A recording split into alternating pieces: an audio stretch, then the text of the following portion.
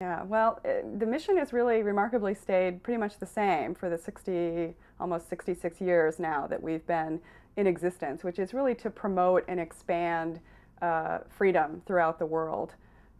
We do that in a variety of different ways, but we were founded as an advocacy organization, and we continue to engage advocacy, focused primarily at the U.S. government and its policies, trying to promote better policies to promote freedom around the world, but also increasingly at foreign governments as well, trying to get them to better the freedom situation in their countries and to improve the human rights situation. Freedom House is primarily focused on sort of fundamental political rights and civil liberties. And so when we look at political rights, we're looking at issues of whether or not citizens have the right to elect their government at the national level, at the local level, whether or not citizens are able to actually participate in government, can they run, for instance, in elections, can they participate in political parties, and then finally, do they have the ability to kind of monitor their government once that government is in power? So once somebody's elected, are there mechanisms through which citizens can make sure that their government is doing what it should be doing and what it's promised to do?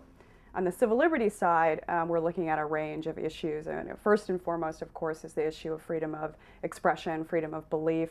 But we also look at associational rights. We look at individual liberties, whether or not people have the right to decide who and when they marry, where they work, whether or not they can travel. And finally, we look at whether or not there's actually rule of law that exists within that society.